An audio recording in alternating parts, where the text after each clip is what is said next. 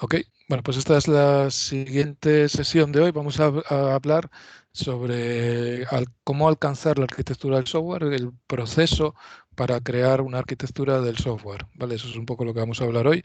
Eh, Vamos a hablar de un par de metodologías, de una que se llama desarrollo basado en atributos y otra basado en riesgos, un poco sobre las tomas de decisiones de arquitectura, algunas cosas de estas ya las comentasteis el otro día en los seminarios, y luego sobre todo también de las incidencias arquitectónicas y de cómo evaluar las arquitecturas del software. Eso es un poco lo que vamos a hablar en esta sesión.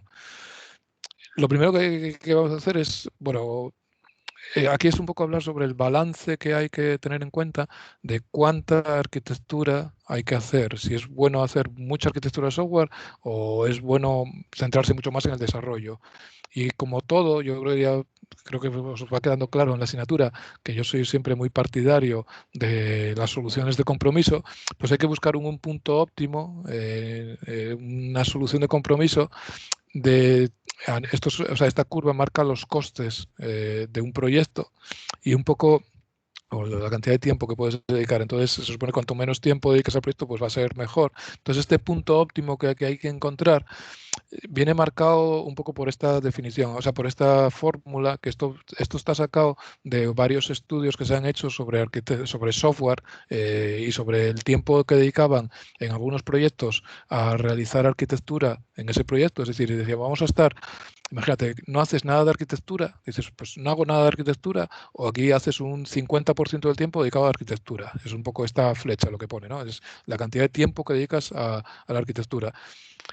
Y lo que suele ocurrir es que si no haces nada de arquitectura, pues claro, al principio tiras para adelante, empiezas a desarrollar, pero luego a mitad del proyecto te das cuenta que a lo mejor habías empezado a desarrollar un módulo que luego lo tienes que tirar a la basura y tienes que reconstruirlo y hacer otro módulo diferente. Entonces, cuanta menos arquitectura hagas, más reconstrucción te va a tocar hacer. ¿Vale? Eso es un poco en esta fórmula lo que está poniendo. Y de la misma forma, si haces mucha arquitectura, si haces mucho, si te planteas mucho, si te pones a pensar mucho tiempo y dedicas mucho tiempo a la arquitectura y a reducir el riesgo de reconstruir módulos, pues a lo mejor no tienes que hacer casi nada de reconstrucción, ¿no? Eso es un poco van balanceándose uno con otro.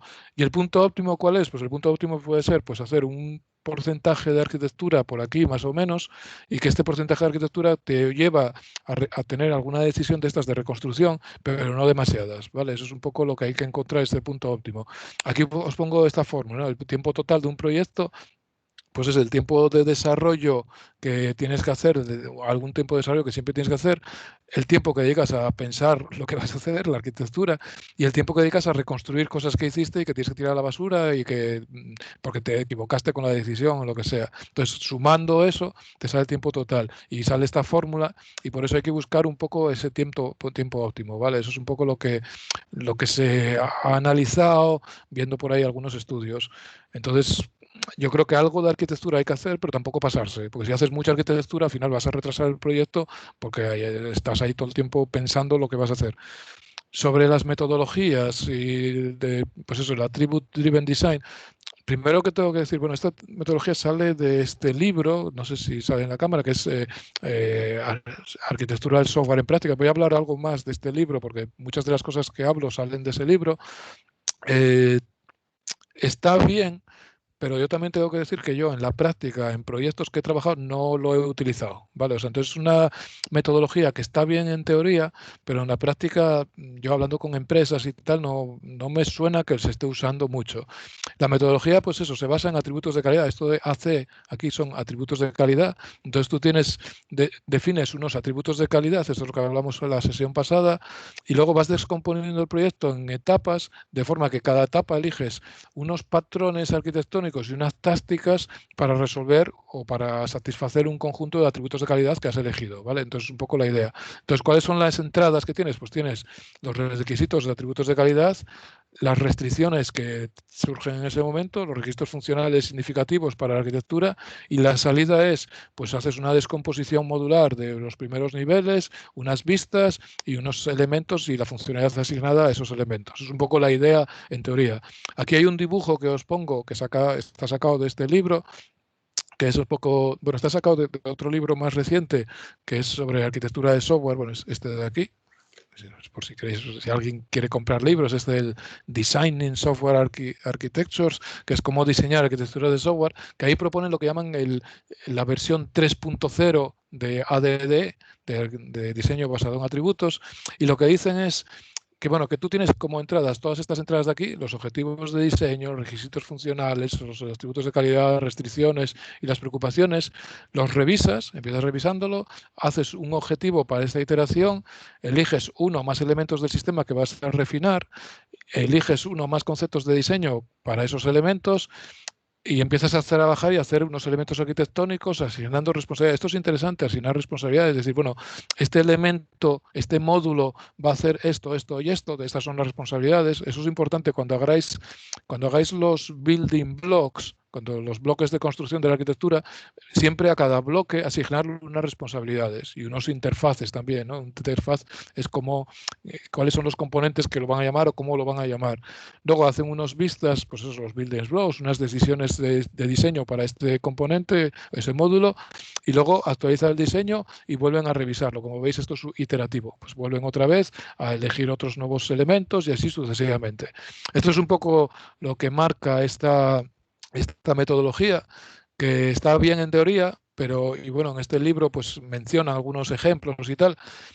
Yo en la práctica todavía no lo he tenido que utilizar tal cual, así tan sistemáticamente, ¿vale? Porque al final muchas veces pues tiras para adelante y haces un diagrama de arquitectura y vas evaluando un poco a medida que los vas necesitando. Que es un poco lo que, vamos, propone un poco eso, el basado en riesgo, ¿no? Creo que aquí me estoy saltando. Es que me falta una transparencia que sí que había puesto en inglés, que son las arquitecturas, o sea, la metodología basada en riesgo, os lo comento, y luego a lo mejor lo añado a esa transparencia. Las arquitecturas basadas en riesgo es simplemente tú eliges un riesgo que quieres satisfacer y a partir de ese riesgo que quieres satisfacer intentas resolver ese riesgo. Y entonces así vas, y entonces tienes un poco, hay un diagrama que se suele hacer es que al principio del proyecto tienes más riesgo y entonces tú vas resolviendo esos riesgos y llega un momento que esos riesgos del proyecto se van paliando, ¿vale? Eso es un poco lo que suele ocurrir.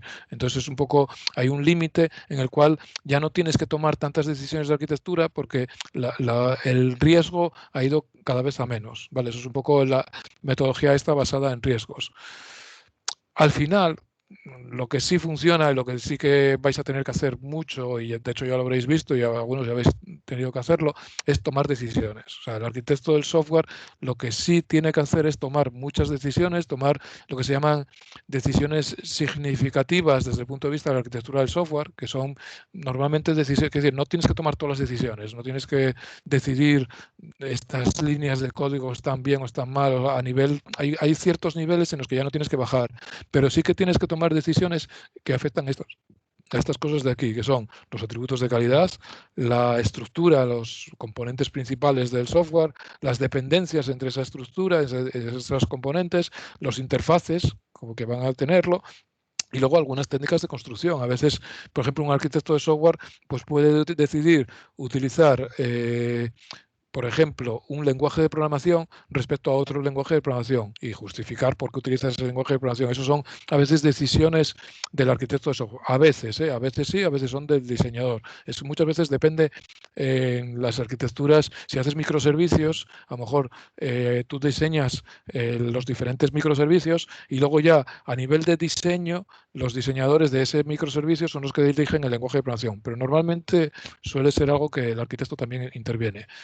Y a ver, esta transparencia que he puesto aquí, que es sobre antipatrones de decisiones arquitectónicas, esto es nuevo, lo he puesto este año, pero lo he encontrado en otro libro que me ha parecido interesante, que es cosas que no están muy bien hechas, ¿vale? Que a veces pasan, y esto lo leí en el libro y me gustó, sobre todo porque yo caí en estos antipatrones varias veces, más de una vez, de hecho, y son cosas que pasan cuando te pones a trabajar en proyectos de verdad y entonces te das cuenta de, a ver, por ejemplo, el primero es lo que se llama, yo lo llamo parálisis por análisis, que es cuando no sabes realmente qué decisión tomar, lo que haces es no tomar decisión. Entonces no tomas la decisión, a veces tienes miedo a equivocarte, entonces dices, bueno, tengo miedo a equivocarte, entonces voy a esperar un poco y entonces pues a ver qué pasa, ¿no? Entonces eso es lo que llamamos parálisis por análisis, sobre todo, imagínate que tienes un equipo de desarrollo esperando por ti, tienes a, no sé, a 20 personas esperando por ti para empezar a trabajar y tú como arquitecto del software realmente no sabes qué decisión tomar. Imagina que la decisión es, pues eso, el lenguaje de programación. Y dices, es que no sé si utilizar Java o utilizar JavaScript o TypeScript. Y la verdad es que no me decido. Por un lado, Java está bien por esto, esto, esto. TypeScript está bien por esto, esto, esto. Y no me decido. Y de repente estás ahí esperando y a lo mejor tienes que preguntar a alguien y mientras te responde tardas una semana, luego tarda otra semana en no sé qué, y tienes a un equipo de desarrollo esperando por ti para que tomes la decisión y tú no avanzas. Entonces, ¿cuál es el consejo? ¿Cuál es la forma de mitigar esto? A veces es tomar la decisión y evaluar esa decisión con el equipo de desarrollo y siempre, sobre todo, tomar la decisión pensando que esa decisión no es la palabra final y que va a estar sujeta a cambios, que a veces esa decisión, jolín, que a lo mejor puedes que equivocarte y que luego a lo mejor tienes que cambiar. Y claro, eso es importante, por ejemplo, lo del lenguaje de programación. A veces uno empieza a trabajar y lo haces con Java, pero a lo mejor de repente te das cuenta que a lo mejor hay otros componentes, o hay más componentes en JavaScript y que puedes cambiar. Y entonces, si tienes un equipo y evalúas y ves que es bueno cambiar, pues afrontas el cambio y tiras para adelante y cambias, ¿vale? Entonces es muy importante. Yo eso lo voy a repetir también mucho. Eh, una cosa importante en el año 2020, 2021 del software y de los arquitectos de software es que tienen que estar aceptando el cambio continuamente y tienen que hacer decisiones que se van a revisar y que tienen que acostumbrarse a revisarlas, ¿vale? Otro consejo que se suele recomendar por ahí, lo veréis en algunos libros, es algunas veces conviene esperar un poco a tomar la decisión, pero no más del último momento en el que es responsable para como equipo. Entonces hay decisiones que es mejor no tomar, a veces esperas, por ejemplo, yo qué sé, el interfaz de usuario o el color en el que vas a hacer una determinada ventana, pues a lo mejor esa decisión pues puedes obviarla, pero a lo mejor hay otras decisiones que sabes que si no las tomas en ese momento, pues estás perjudicando al proyecto. Entonces, a veces, por eso siempre está esto de esperar hasta el último momento responsable, hay que entenderlo no como no tomar decisiones, sino como tomar las decisiones en el momento justo, ¿vale? Y no más tarde de ese momento. Luego, a ver, luego hay otro de aquí, otro antipatrón, que esto a mí también me pasó unas cuantas veces. Esto viene de una película que se llama Atrapado en el tiempo, y esto es una película en la que continuamente se repite siempre la misma situación. Y esto es porque a veces pasa esto de que tú tomas una decisión y luego, a lo mejor, imagínate, tú tienes, imagínate en el proyecto que estáis ahora, ¿no? Tomáis una decisión que es utilizar React y tomáis esa decisión en febrero. Empezáis a trabajar, taca, taca, taca, y llega marzo, y en marzo viene otro miembro del equipo y dice, oye, pero ¿por qué tenemos que usar React? Y os vuelven a plantear y tenéis que volver a justificar, es que usamos React por esto, esto, esto.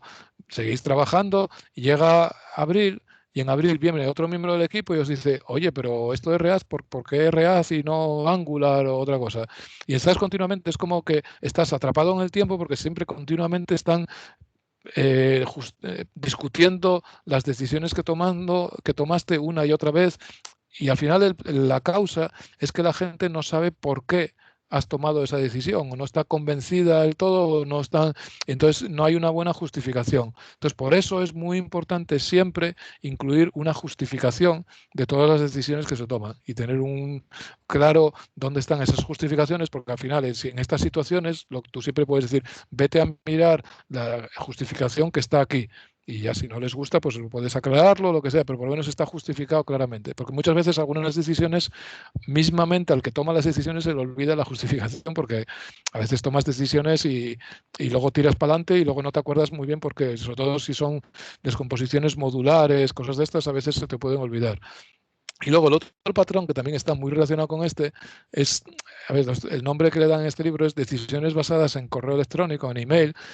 Es cuando a veces las decisiones, lo que haces a la hora de tomarlas es le mandas un correo electrónico a no sé quién y dices, oye, que vamos a usar React. Y se lo mandas en un correo electrónico. y esa persona a lo mejor pierde el correo electrónico, se olvida del correo electrónico o ni siquiera lo leyó el correo electrónico y se olvida la decisión.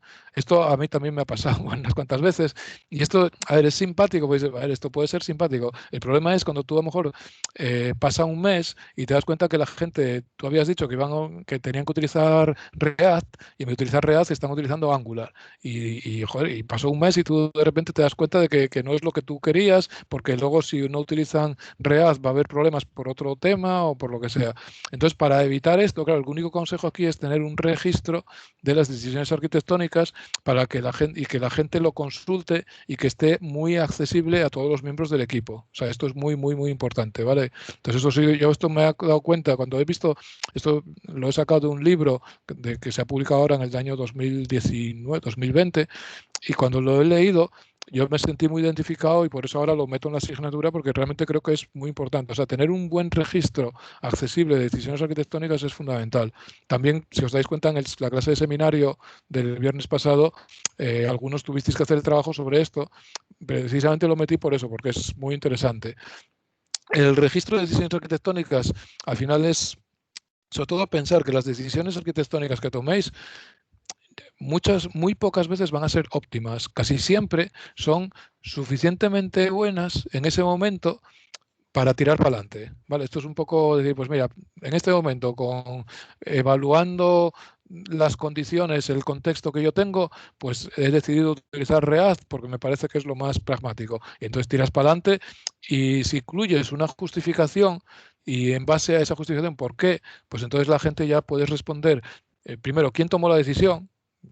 Fulanito de tal tomó esa decisión y ya sabéis a quién le vais a tener que echar la culpa, cuál es la evidencia que justifica esa justificación, por qué, eh, por qué tomó ciertos atajos para esa decisión o por qué lo hizo, qué compromisos está tomando y qué suposiciones se ha realizado, cuáles son, pues eso, las implicaciones que va a tener esa redecisión o lo que sea. Entonces aquí esto es una plantilla, pero como sabéis, este año me gusta también mucho esta otra plantilla, que son lo que llaman los registros de decisiones arquitectónicas, que vienen ahí documentados en ese repositorio. Y esto me gusta y yo lo recomiendo. De hecho, yo os recomendaría este año intentar utilizar estos registros, acostumbraros, porque son útiles y está demostrado que en la práctica funcionan, ¿vale? Entonces, al final, la estructura básica, aunque hay más plantillas, hay otras estructuras, es que tú tienes un título breve de la decisión arquitectónica, tienes un estado, y aquí sobre el estado es interesante, en el estado tú puedes poner que es propuesto, es decir, todavía no se ha tomado esa decisión, todavía no está aceptada, cuando está aceptado ya dices esto está aceptado, pero también es importante esto de reemplazado. Esto de reemplazado se recomienda que los registros de decisiones arquitectónicas sean inmutables, a ver, salvo que haya una falta de ortografía y tal, pero que sean sobre todo inmutables. Y entonces, ¿qué pasa cuando decides cambiar de decisión? Tú tomas la decisión de utilizar React y luego quieres cambiar a Angular. Lo que tienes que hacer es crear un nuevo registro de decisión diciendo que reemplaza a el registro de decisión anterior para tener una trazabilidad y poder decir esta decisión ahora ya está reemplazada por esta otra, y entonces ya no es efectiva, pero siempre tienes el justificante de por qué tomaste esa decisión. ¿Vale? Eso es un poco lo que se recomienda. Tener un contexto de qué es lo que fuerza a tomar esta decisión, incluyendo alternativas, y luego ya lo que es la decisión en sí y una justificación de por qué se toma esa decisión. Y también es muy importante las consecuencias que puede que tomar esta decisión sobre el impacto que se espera de esta decisión, ¿vale? Entonces esto es un poco importante, ya lo comentamos en las clases de seminario, yo aquí lo estoy repitiendo, y también lo último es decir que a veces aparece este nombre que es RFC, que me acuerdo que alguno de vosotros me preguntó por correo electrónico qué era un RFC, esto viene de Request for Comments, aparece mucho porque muchas veces es la forma de decir, oye, mira, no es una decisión, simplemente es una propuesta que estoy esperando que me hagáis comentarios de una posible decisión a tomar. ¿Vale? Eso es un poco decir, mira, no estoy seguro si utilizar React o no, aquí mando esta justificación de por qué sería bueno utilizar React y entonces vosotros me decís si os parece bien o mal. ¿Vale? Ahora vamos a hablar sobre lo que se llaman incidencias arquitectónicas. En inglés sería issues, los issues arquitectónicos. Los issues arquitectónicos son cosas que pasan y que tenéis que tener en cuenta, ¿vale? Vamos a hablar de los riesgos, de los desconocidos, problemas, etcétera. Lo primero son los riesgos. A ver, un riesgo es algo malo que podría ocurrir, pero que todavía no ocurrió, ¿vale? Eso es un riesgo. Un riesgo es algo que sabes que puede ocurrir. Puede ocurrir que de repente, pues, no sé, haya un fallo de la luz y nos quedemos sin Internet. Eso es un riesgo. Puede pasar. Si tú estás haciendo un sistema que es el control de el control aéreo de un aeropuerto y de repente se cae la luz y te quedas que los aviones no puedes controlarlos, pues vas a tener un problema, ¿vale? Entonces ahí tienes que ver ese riesgo.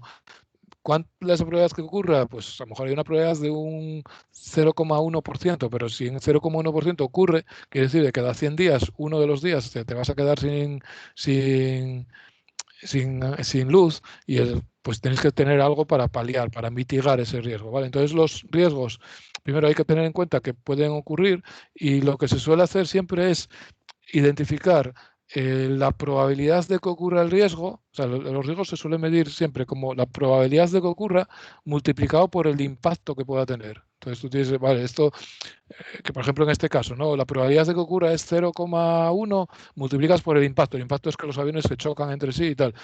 Eso es muy peligroso. Entonces, a lo mejor ahí te da una forma de priorizar un riesgo, de decir, bueno, pues voy a buscar una solución para, si se cae la luz, pues tener un backup o un sistema que pueda funcionar en caso de que se caiga la luz principal, pues tener otro sistema autónomo o lo que sea, ¿vale? Pues ahí eso es importante tenerlo en cuenta.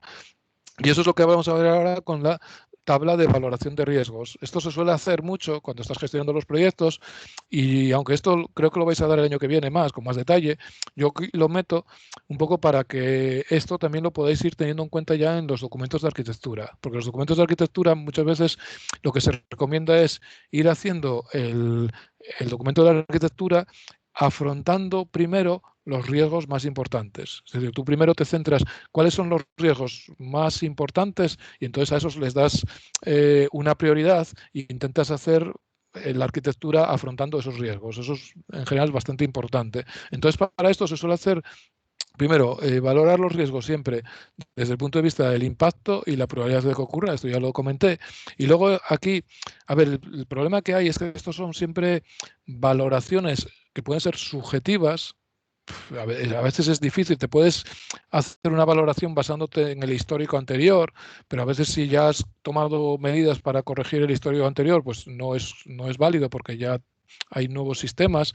Entonces a veces eso es complicado, ¿eh? Esto no es fácil, es casi un arte lo de tener unas buenas valoraciones de riesgos. Lo que se suele hacer es definir, simplificar los valores posibles de los riesgos, porque intentar, por ejemplo, pedirle a un ser humano que distinga entre una probabilidad de 0,3 y una probabilidad de 0,4, aunque todos decimos, no, vale, una cosa es el 30% y otra el 40%, pero luego en la práctica valorar si es entre un 0,3 y un 0,4 suele ser complicado. Entonces, a veces lo que dicen por ahí es que es más fácil decirle a la gente que te dé un valor si es bajo, medio o alto, y son bajo es que hay muy poca probabilidad y alto es que sí que se puede dar, y lo mismo el impacto. El impacto dices, bueno, pues el impacto es bajo, medio o alto. De esta forma creas esta matriz, que aquí si os dais cuenta lo que está haciendo es multiplicar, si es 1 por 1 es 1, 2 por 3, por ejemplo, aquí es 6, o 3 por 3 es 9, está multiplicando el impacto por la probabilidad. Y luego haces estas valoraciones, esto es un ejemplo de una tabla de valoración de riesgo, en el que tú dices, bueno, para los diferentes riesgos, que no hay escalabilidad, que no hay disponibilidad, que puede haber una caída, o sea, un fallo en la integridad de los datos, fallos de seguridad. Para estos posibles riesgos, miras a ver las diferentes áreas en tu aplicación, por ejemplo, cuando se está registrando un cliente, cuando estás haciendo una petición, y entonces miras a ver si estas áreas haces una estimación de si tienes por ejemplo, si la probabilidad de que haya un fallo de integridad de alto es alta y el impacto que vas a tener es alto, pues ahí sería un 9. ¿Vale? Cuidado con esto, que es peligroso. Entonces lo que dices, bueno, pues por ejemplo aquí es un 1, esto es que no pasa nada, puedes ignorarlo, el 2 y el 3 también, pero si es un 6, aquí también tienes que tener un poco más de cuidado, porque esto es que a lo mejor pues que es un impacto medio, pero hay una probabilidad alta de que tengas un fallo de seguridad, ¿vale? Lo que también se suele hacer mucho esto a la hora de identificar estos riesgos es una técnica que se llama Risk Storming. Risk Storming está inspirado del brainstorming, que son reunirse entre varias gente, pues empezar a hablar, de sacar ideas, pero en este caso llevado al análisis de riesgos, ¿vale? Entonces haces es una especie de taller en el que juntas a miembros del equipo y cada miembro del equipo se pone a evaluar pues cómo considera él que puede haber un riesgo o no y cuál es la incidencia y la probabilidad, etcétera. Porque una sola persona, en general dicen que es complicado hacer unas buenas estimaciones de riesgos. El otro concepto que es importante, es importante, esto, los desconocidos, está claro, no los conocéis, o sea, eso son cosas que van a ocurrir, son cosas de las que no tienes información y que van a y que tú no sabes qué va a pasar ni cómo va a reaccionar tu arquitectura ante esos desconocidos. Eh, Contra los desconocidos lo que se suele hacer es intentar hacer técnicas para pasar las cosas que tú ni siquiera te habías planteado, pasarlas a riesgos, ¿no? Es lo que se llama de desconocidos que no conoces, pasarlos a conocidos que sabes que están ahí y que, bueno, no sabes cómo resolver, pero sabes que están ahí, son los riesgos, ¿vale? Entonces, ¿qué puede pasar? Pues hay requisitos que no están bien especificados, que tú presupones algo, a lo mejor tú presupones que estás funcionando en un sistema que la luz no se va a caer. Y luego te das cuenta que no, que a lo mejor no es una buena presuposición. Hay requisitos que van a cambiar. Entonces, todas estas cosas, ya digo, en general hay que intentar pasar de los desconocidos a convertirlos a riesgos. Es un poco la idea que hay que intentar hacer. Los problemas, la diferencia entre un problema y un riesgo es que un problema es algo que ya es algo malo, pero que ya ocurrió. O sea, eso ya es ya un problema, es algo ya está. Tú tuviste un problema. Entonces, con los problemas, lo que tienes que hacer es ¿qué ocurre con los problemas? Bueno, normalmente son decisiones que tú has tomado que al final esas decisiones pues te das cuenta que no funcionaban como tú esperabas. A lo mejor tú esperabas que montando un sistema de recuperación para los backups cuando se caía la luz no pasaba nada, pero de repente ese sistema, por lo que sea, pues no tiene una forma de restauración y tienes un problema que no hiciste ni backup ni nada de los datos. Pues eso es un problema bastante gordo, ¿no? Entonces, son decisiones que tú tomaste que no funcionan como tú esperabas, entonces, porque hubo cambios o porque una decisión que creías que era buena deja de serlo. Entonces, ¿qué es lo que qué puedes hacer con un problema? Los problemas puedes hacer, esto es muy obvio, pero puedes o arreglarlos o simplemente asumir que está ahí el problema y tirar para adelante. Y muchas veces en la vida real lo que se acaba haciendo es tirar para adelante, o sea, aceptar el problema, aceptar que no tienes una forma de restaurar el backup y casi rezar para que no caiga la luz. A veces pasa esto, cuando tienes estos problemas que no los arreglas, esto es lo que generan lo que se llama la deuda técnica, el technical debt, que es la siguiente transparencia. La siguiente transparencia es la deuda técnica, que esto al final es, y esto pasa, esto es el día a día en las empresas. Yo creo que no hay proyecto de software que no tenga deuda técnica. Todos tienen una deuda técnica. Y porque es como lo mismo que hay poca gente que sean propietarios de pisos y casi todo el mundo tiene una hipoteca, tiene una deuda con el banco. Pues aquí pasa un poco lo mismo. Casi todo el mundo que hace un proyecto, pues al final la metáfora es esta, ¿no? Tú pides dinero al banco y luego sabes que tienes que devolverlo y si tardas más en devolverlo, los intereses van creciendo y si tardas mucho en devolverlo, lo que es lo que pongo aquí, si no puedes pagar la deuda durante mucho tiempo, la deuda puede ser tan grande que al final estás en bancarrota, ¿no? Eso es un poco lo que puede pasar a nivel de dinero. En el caso del software es algo parecido. Tú a lo mejor no estás pidiendo dinero, pero a lo mejor dices, bueno, voy a hacer un pequeño atajo aquí y yo qué sé, pues desde la interfaz de usuario voy a hacer una invocación directa a la base de datos, porque joder, es que sé que si hago una invocación no pasa nada y tiras para adelante. Eso es una deuda técnica a nivel de diseño, que estás rompiendo lo de modelo vista controlador y tal, y haces una llamada directa a la interfaz de usuario, pero si no lo arreglas, pues luego de repente viene otro desarrollador y hace otra llamada más. Y luego al final te das cuenta que empiezas a hacer llamadas directas de la interfaz de usuario a la base de datos, de forma que Si luego te dicen que tienes que cambiar la base de datos porque estabas usando una base de datos relacional y ahora hay que cambiar a una base de datos MongoDB, pues de repente te das cuenta que tienes que cambiar todo el código. Y entonces casi tienes que tirar el código a la basura y abandonar el proyecto. Por eso digo, al final el software, lo que suele implicar la duda técnica es que tienes que acabar abandonando el proyecto, el producto, y casi reconstruirlo y construirlo desde cero. Eso pasa mucho, eso vamos, yo lo he visto un montón de veces, es algo muy habitual en los proyectos de software. Entonces, ahí, ¿qué hay que hacer? Pues si, por ejemplo, si tú tomaste esa deuda técnica, pues luego intentar devolverlo. ¿Cómo devuelves la deuda? Pues, por ejemplo, esa llamada directa de la interfaz de usuario a la base de datos, pues cuando saber ponerlo ahí como algo a corregir y en el momento que tengas algo de tiempo, pues corregirlo, ¿vale? Eso es una forma de devolver el dinero al banco o en este caso, pues arreglar un poco más la deuda técnica o paliar la deuda técnica, ¿vale? Sobre deudas técnicas también hay varios tipos. O sea, esto es casi toda una disciplina en la arquitectura del software o en el desarrollo de software a tener en cuenta. Está las deudas técnicas que son de código, pues es lo que acabo de decir, un estilo malo de codificación. Hay una cosa que se llama bad smells en inglés, que son malos olores. Ahí hay cosas que tú ves que dices, hostia, esto está mal. O sea, se ve claramente que este código está haciendo cosas que no huelen bien, no pintan bien. A lo mejor tienes un método, cuando ves un método en una clase que ocupa 1000 líneas de código, y vas a decir, hostia, 1000 líneas. Yo he visto métodos de clases con 1000 líneas de código, es algo ahí que no está pintando bien, es algo que seguramente es porque están metiendo todo ahí, cortar y pegar, les funciona en ese momento, pero cuando tengan que hacer cualquier cambio es una pesadilla. Entonces, hay cosas de estas que son deudas técnicas, deudas de prueba, código que no tiene pruebas, hay poca cobertura en el código, entonces luego si vas a hacer un cambio, peta por todos los sitios.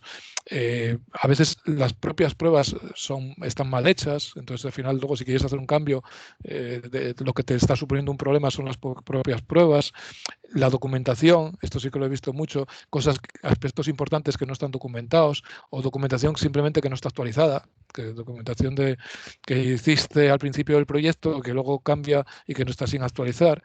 Todo eso es lo que se llamaría deuda técnica.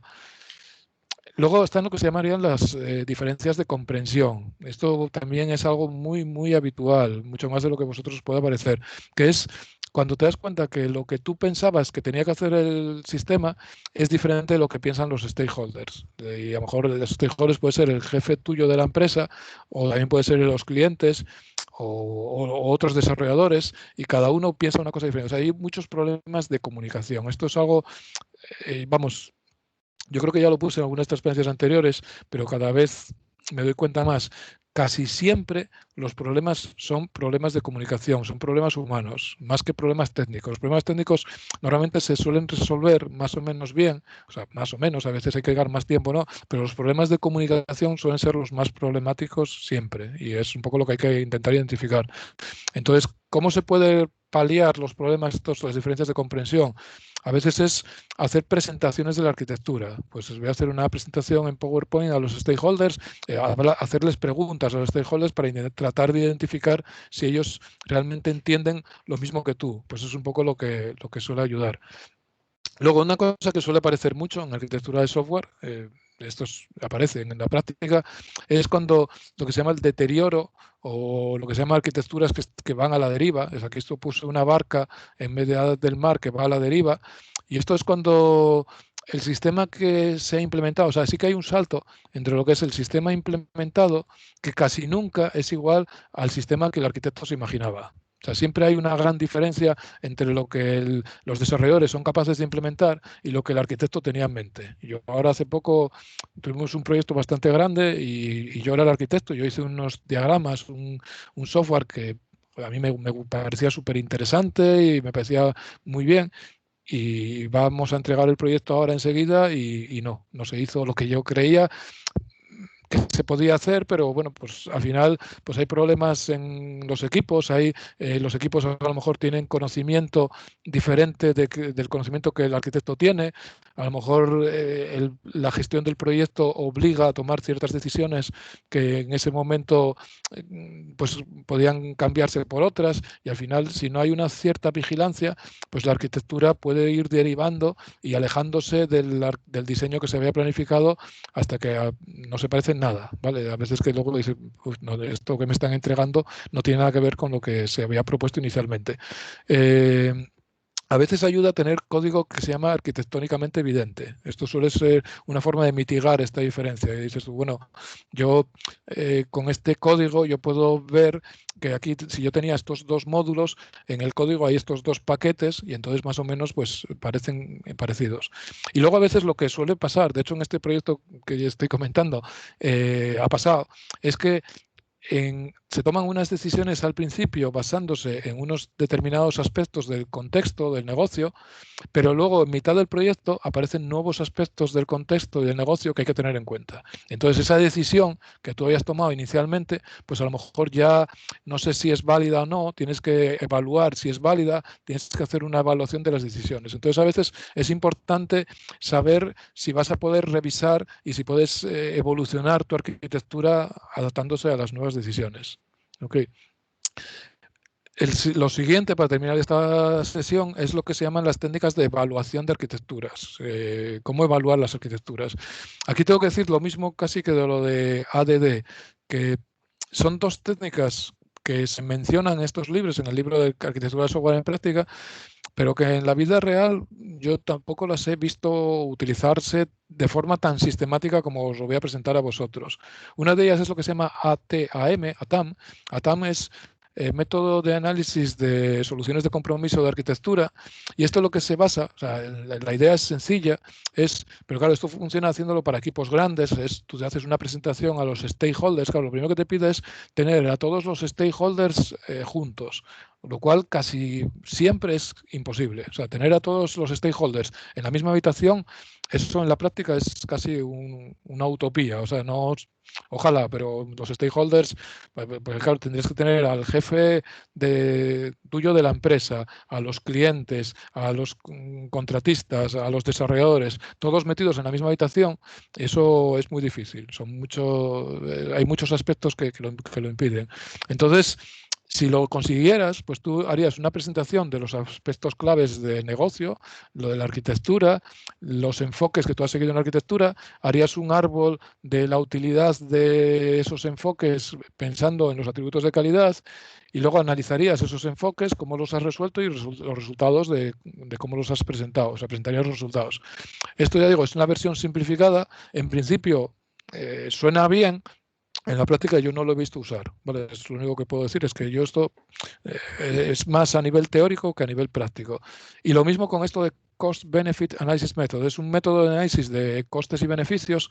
Yo estoy buscando por internet también, aparte de para arquitectura del software, sé que se está usando para evaluar decisiones gubernamentales, decisiones de política, en las cuales pues tú eliges unos escenarios, unas estrategias, y lo que haces es valorar los beneficios que tienen, valorar los costes, haces lo que se llama un análisis del retorno de la inversión o del valor que tiene esos beneficios para esos costes, que es dividir el beneficio dividido entre el coste, y luego miras a ver qué decisiones se han tomado en base a estos análisis, ¿vale?